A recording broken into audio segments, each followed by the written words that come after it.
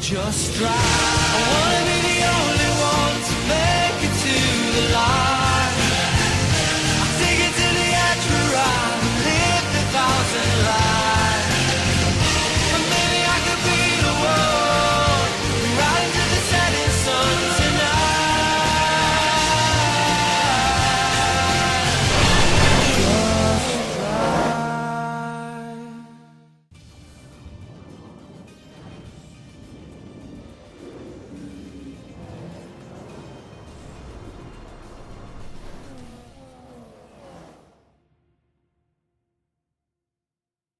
Good morning, and I hope you're as excited as we are for today's practice session here at the Shanghai International Circuit.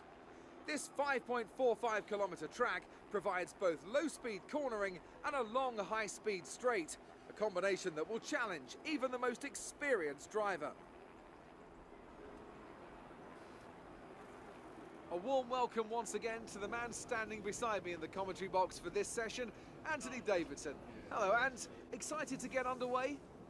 Yeah, absolutely. I always look forward to seeing the cars get out there on track.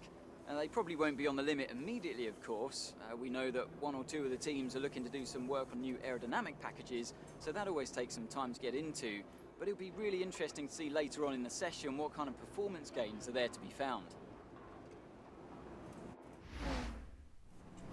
Hey guys, it's Brett Keenan here from TKA Broadcasting You, bringing you the qualifying and practice session for the Chinese Grand Prix. We've just come out of the Bahrain Grand Prix where we've managed to come back from abysmal qualifying of 17th to finish 3rd after a great battle with Sebastian Vettel and Lewis Hamilton. So here we are at the Shanghai circuit about to do track acclimatization in the McLaren Honda. We're currently leading the World Championship at this present moment. How great is that, guys? Who would have thought that a McLaren Honda would have been able to win a race in the first race of the season? Of course, rain was a contributing factor in that portrait. And of course, then we're having absolute ultimate pace the whole weekend at Bahrain. A little stuffed up in qualifying, but be able to fight back through to finish on the podium in front of Sebastian Vettel on the last lap. So we're just going through the acclimatization process now. We're just going through the long right-hander of turn 1, missed the turn 2 turn 2 access point there. Sorry, I am fighting a bit of a cold this week, so don't expect too much higher class commentary for this and the Chinese Grand Prix race. So we're going through turn 7 now. And yeah, we're doing alright at the moment. I mean, we've got one red and one green, but other than that, everything else is still quite purple. So this track is not one of my favourites. It's kind of strange because Malaysia is my favourite track of the F1 calendar. Don't ask me why. But China, of which has the same, well, relatively same principles as Malaysia, it doesn't actually seem to flow with me. But either way, we're still pressing on with it. We've got 2 green, 1 red, and the rest are purple. So we're doing a really good job at this point. So we're just trying to manage ourselves. We're only really doing 1 lap of each section unless we fail. And then we'll just go back and do it again the next session. But so far, so good. We're doing everything that needs to be done here. Just get another green there. So we've already met the criteria for the climatization to be considered passed. DRS into the main straight, and we've completed track acclimatization with a score of 455. We'll just now star wipe our way into the qualifying pace of the the Chinese practice. So just heading down this very long back straight, which is now actually incomparable to the Baku circuit now. Sorry, I've just got the sniffles, so it's just gonna have to take a break there for a second. Okay, Zach. I'll probably bleep that out anyway. Well, I won't now, but yeah, you get what I mean, guys. It's been tough fighting this cold, so I do sound a bit stuffy, so I do apologise for that. Either way, we're going through the long right-hander into turn 1, and then sweeping left-hander into turn 2. And you can see that we're already 4/10 of a second up on our previous time. we're just really just trying to get as much resource points as we can to improve the engine, because that's all we're really looking at doing.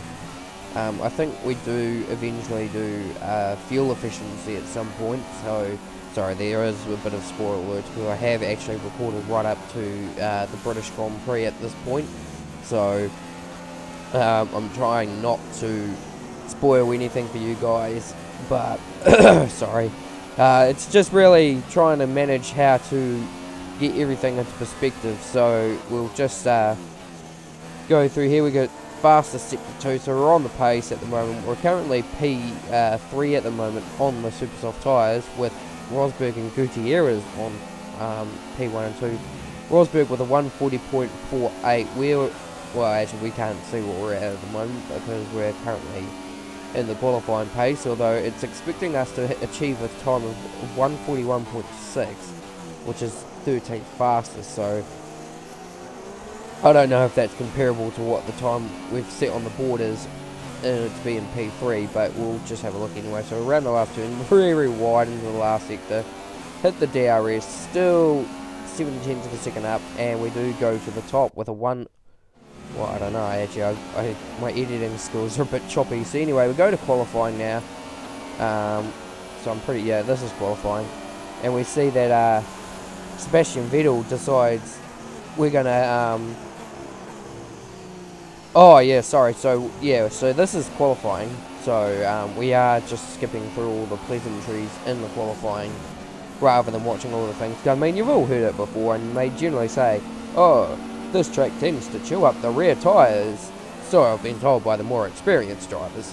So anyway, Sebastian Vettel goes to the top, and we were actually quite surprised. I was quite surprised by that because he had to overtake me, but I suppose the DRS did play a part in there. So we actually dive up the inside of Sebastian in the process of trying to get a good lap, and the video had a bit of a glitch there, so I'm not 100% sure what that's about. But either way, we're trundling through into the first sector, and we're currently, it says we're only about 0.013 off Sebastian's time, so that's really good actually, considering we had to overtake him at some point. So just getting a bit into the grass, into the two quick left and right handers, and then into this section of, I don't know how to put it out, but it's, you know, it's quite challenging.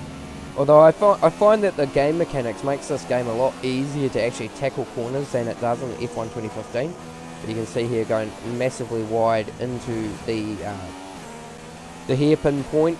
Well, I mean, can you even call it a hairpin? It's not really a hairpin, it's just a very tight left-hander. But either way, we go into the back straight. You can see Sebastian is now right on our half. He's going to use the DRS as well as the straight line speed. We're going to actually try and cover him because we don't want him to compromise our time in any shape or form. So we're hard on the brakes into the hairpin. This is a hairpin, definitely. I know my track's well enough to know that's a hairpin. And then through the last turn, and I think ultimately, yeah, this was a time that wasn't really well put out, so it was a 139.6, which I think, yeah, eventually, evidently I actually ended up doing a second run, so we'll cut the commentary for now, do a full lap around the circuit without commentary. Enjoy.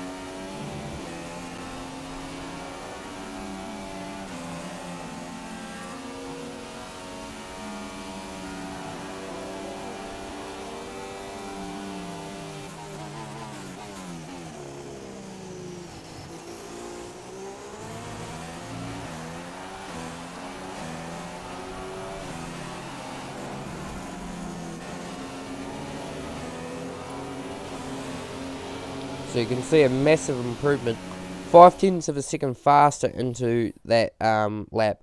But ultimately, we've actually compromised our race strategy a little bit by using that tyre a second time because of that. So we do the magic of gameplay to skip through, see where we end up.